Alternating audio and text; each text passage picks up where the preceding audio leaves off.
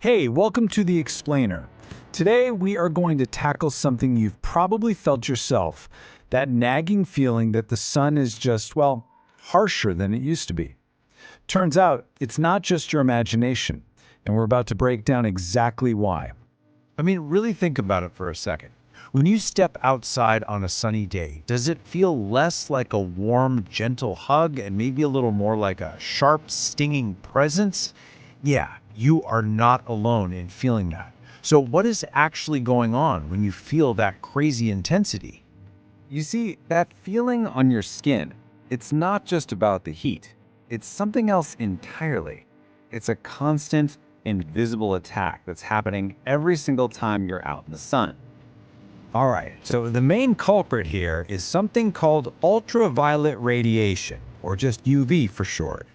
It's this part of sunlight that's totally invisible to our eyes, but trust me, our skin can definitely feel it. And this invisible energy is powerful enough to get right down into our skin. And get this, UV radiation isn't just one thing. It's kind of like a one-two punch. First, you've got the UVA rays. Think A for aging.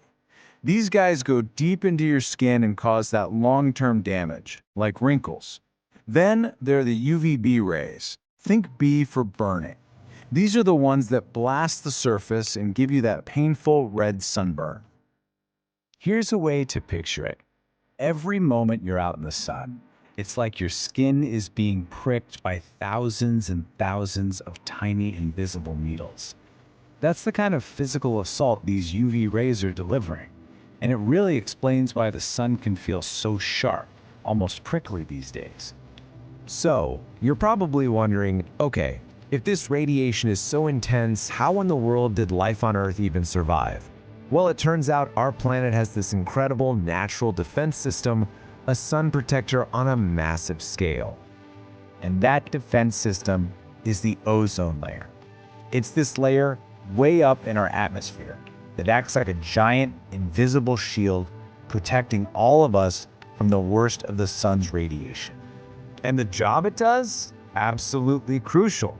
A healthy ozone layer can soak up something like 98% of the sun's harmful UV rays.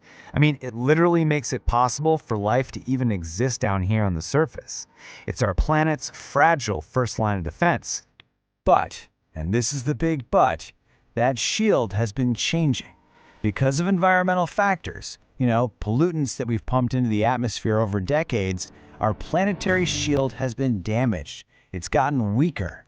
And that means more of those UV rays, more of those invisible needles are now getting through and reaching our skin. And that's a huge reason why the sun feels so much stronger than it did for our parents or grandparents. So, if the planet's natural shield is weaker, what are we supposed to do? Well, the responsibility for protection now kind of falls on us. We have to suit up with our own personal armor. This quote just nails it perfectly. Sunscreen isn't some luxury you just pack for a beach trip anymore. It has become an essential survival tool for living in the modern world. It is, quite literally, armor that you wear on your skin. So how does this armor even work? It's a pretty simple but brilliant defense, actually. When you put on sunscreen, you're creating a barrier that either reflects those UV rays away, just bounces them off, or it absorbs their impact before they can hurt you. It's your personal shield against both the immediate burn and that long-term aging. Really, what this all comes down to is that in today's world, protecting our skin isn't something that just happens. It has to be a conscious, deliberate choice you make every single day. Putting on that armor is just a necessary step for getting through life safely in our modern environment. So we'll leave you with this thought. The next time you walk out that door and you feel that sharp, intense sun on your skin, you'll know exactly what's going on.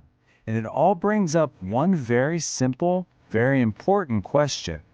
Are you protected? Thanks for tuning in.